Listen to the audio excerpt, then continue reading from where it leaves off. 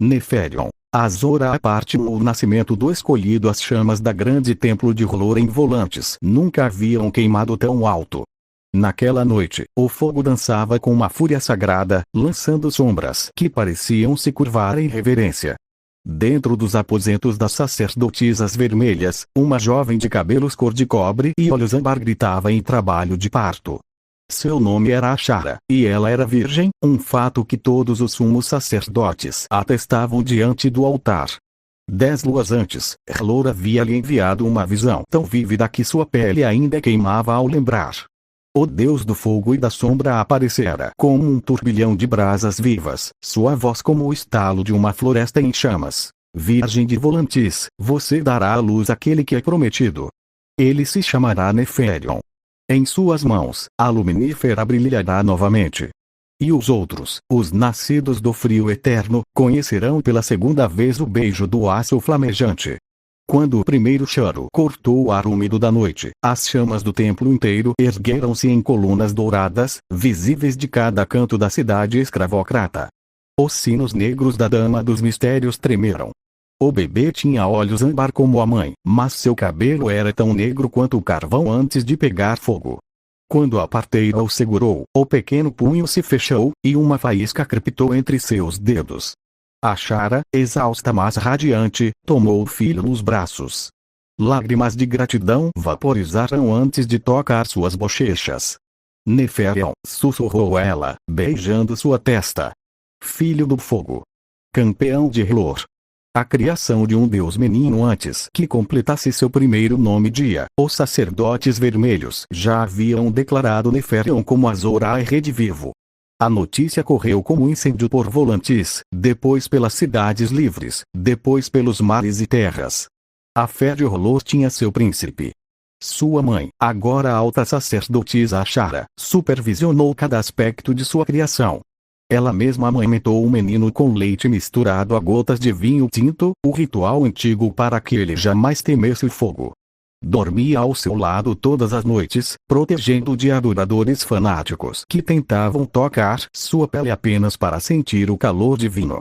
Aos 3 anos, Neferion caminhou descalço sobre brasas sem gritar. Aos 5, derrotou seu primeiro mestre de espada, um veterano das legiões brutas, não por força, mas por uma antecipação que beirava a clarividência. Ele viu o golpe antes de eu começar a movê-la, o mestre relatou, atônito. Seus olhos queimam como os do Senhor. Aos 8, lia textos em valeriano antigo, alto, valeriano, Giscari, Dothraki e as runas esquecidas das terras do sempre inverno. Aos 10, estudara filosofia com sábios de Ashai, estratégia militar com generais eunucos da Guarda dos Imaculados, e teologia com os mais velhos e sábios da Hlor. Mas seu professor mais severo foi seu próprio sangue. Numa noite, durante um ritual de passagem, Neferion cortou a palma da mão para oferecer sangue ao altar. A ferida não escorreu vermelho. Em vez disso, chamas líquidas jorraram de seu corte, fogo vivo que dançou em torno de seu punho como uma luva. Sangue divino, Ashara murmurou, enquanto os sacerdotes caíam de joelhos. Você não é apenas escolhido, meu filho. Você é parte dele. Neferion apenas observou sua própria mão em chamas. Seu rosto jovem não demonstrava medo. Nem orgulho. Apenas a calma assustadora de alguém que já conhecia seu destino antes mesmo de abrir os olhos. A visão da luminífera aos 18 anos, na véspera do solstício de inverno, quando os homens do norte acendem suas fogueiras para afugentar a escuridão, Neferion foi tomado pelo primeiro êxtase profético desde a infância. Caiu ao chão da câmara alta do templo de Volantis, seus olhos transformando-se em 2 estrelas alaranjadas. Ashara, já grisalha e com o rosto marcado por décadas de serviço, segurou seu rosto entre as mãos. Onde, meu filho? Mostra-me onde está a espada.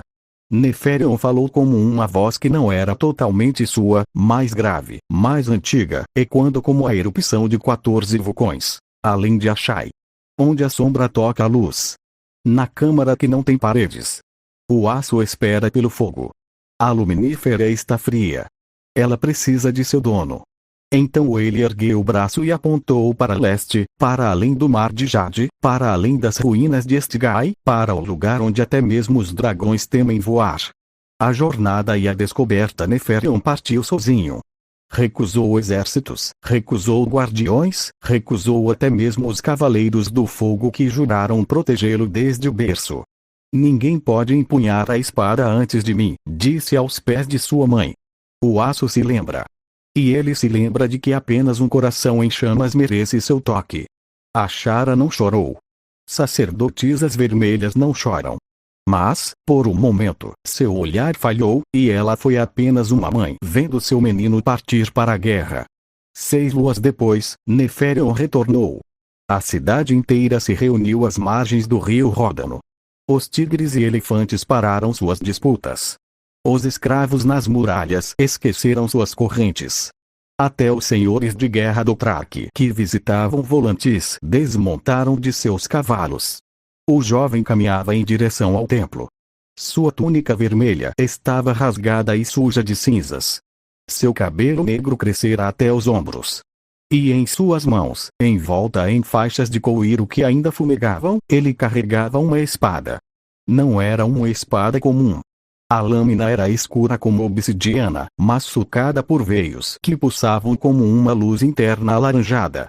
O pomo era um rubino bruto, não lapidado, que parecia conter uma chama aprisionada. Mesmo coberta, o calor que emanava da arma fazia o ar tremular ao redor de Neferion. Quando ele entrou no templo, os sacerdotes recuaram. A própria estátua de Hlor pareceu inclinar-se para frente. A Shara estava no altar, braços abertos. Mostra-me, ela pediu. Neferion tirou as faixas. A luminífera despertou. A espada irrompeu em chamas, não as chamas selvagens e desordenadas de uma fogueira, mas uma lâmina perfeita de fogo contido, uma extensão do próprio braço de Neferion. A luz banhou cada rosto no templo, e os fiéis sentiram o frio que havia em seus ossos, o frio da dúvida, do medo, da morte, evaporar-se. Neferion ergueu a espada sobre a cabeça. Sou Neferion, príncipe prometido. Guerreiro da luz. Filho do fogo. Escolhido pelo fogo. General vermelho. Campeão de Hlor. Sua voz ecoou pelas paredes de Volantis, pelo mar da Dothraki, pelas montanhas da lua, e na direção do norte infinito. Azor Ahai retornou. As chamas rugiram em resposta. E muito, muito longe, além da muralha, onde o gelo nunca derrete e o sol nunca nasce, os outros abriram seus olhos azuis e, pela primeira vez em 8.000 anos, sentiram algo que haviam esquecido. Medo. Fim da parte 1.